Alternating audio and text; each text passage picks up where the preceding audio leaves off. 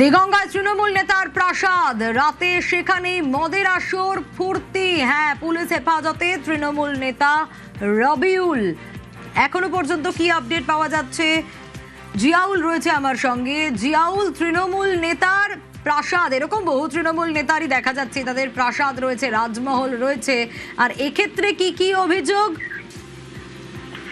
একদম দেখো, প্রাসাদ বললে হবে না, মোট 3টি প্রাসাদ। আজ থেকে বছর 7 আগে তিনি একটি ছোট কাজ করতেন, সেখান থেকে এখন তৃণমূল নেতা, এবং পরপর প্রাসাদ এবং 100 বিঘার বেশি সেখানে জমির উপরে, সেখানে বাগান বাড়ি। সেই বাগান বাড়িতে একাধিক কীর্তি সেখানে সামনে আসছে। মদের আসর বসত, মহিলাদেরকে ডেকে ফুর্তি করানো হতো, এমনটা অভিযোগ। সঙ্গে 2021 পরবর্তীকালে হিংসা, বেচপড়ি, দখল, লুটপাট, লক্ষাধিক টাকা জরিমানা সহ একাধিক অবৈধ মাটির ব্যবসা, মাটি পাচার সহ একাধিক ভুরি ভুরি অভিযোগ রয়েছে এই দিগঙ্গা পঞ্চায়েত সমিতির বনভূমির কর্মদত্ত রবিউল ইসলাম। ফলে এই যে বিপুল পরিমাণের সম্পত্তি সবটাই গরিব মানুষের কাছ থেকে কেড়ে নেওয়া হয়েছে, তাদের কাছ থেকে জোর করে ভয় দেখিয়ে তুলে নেওয়া হয়েছে, দিনের পর দিন কণ্ঠরোধ করা হয়েছে। এই ধরনের একাধিক অভিযোগ তোলা হয়েছে এলাকার মানুষের পক্ষ থেকে, এবং এই নেতাকে না পেয়ে তার ভাইকেও গণধোলাই দিলেন। তার কারণ তার ভাই, এই নেতার মধ্যে এই ভাইও কিন্তু একাধিক দুর্নীতির সঙ্গে যুক্ত, একাধিক তোলাবাজির সঙ্গে যুক্ত।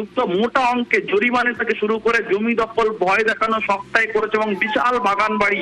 সেই বাগান বাড়িতে একাধিক কীর্তি কিন্তু ইতিমধ্যেই ফাঁস হচ্ছে। ফলে জানি ইতিমধ্যে একটা উত্তেজনার পরিবেশ তৈরি হচ্ছে এলাকায়, এবং এই নেতা যে প্রায় 100 থেকে 150 বিঘা জমির মালিক, সবটাই গরিব মানুষের কাছ থেকে কেড়ে নেওয়া, সেই জমি ফেরত দিতে হবে এরকম একাধিক দাবি তুলে এলাকায় বিক্ষোভ চলছে, এবং তার ভাইকেও গণধোলাই দিয়েছে এলাকার মানুষ। ফলে যথেষ্ট উত্তেজনা পরিবেশ তৈরি হয় দিগঙ্গার হাসিয়া এলাকায়।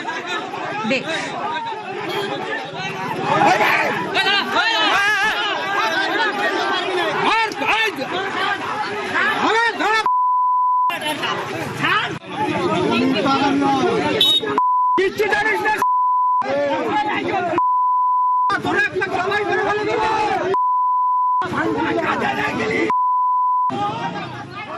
হঠাৎ তৃণমূল আসার পরে মাটির ব্যবসা শুরু করলো, লোকের জমি থেকে জোর করেই মাটি কেটে নিল। এইসব জমিগুলো 2 ফসল চাষ হতো, ওর বিরুদ্ধে মানুষ ভয়তে আতঙ্কে কোনো কথা বলতে পারে না। ও যেটা করছে সেটা মেনে নিতে হচ্ছে। 2021 সালে বিধানসভা নির্বাচনের পরে তেঁতুলিয়া মৌজা থেকে 100 বিঘা জমির মাটি কাটে, জোর জবরদস্তি ভাবে, কাউকে কোনো পয়সা দেওয়া নয়, সেই মাটিটা নিয়ে ও ভাটায় বিক্রি করে। এর বিরুদ্ধে আমরা কয়েকবার ডিএম অফিসে বা লোকাল অফিসে অন্যান্য নাম করে আমরা কমপ্লেন দিয়েছিলাম, যেহেতু ও যদি জানতে পারে কেউ দিয়েছে তার পরিস্থিতি খারাপ হবে।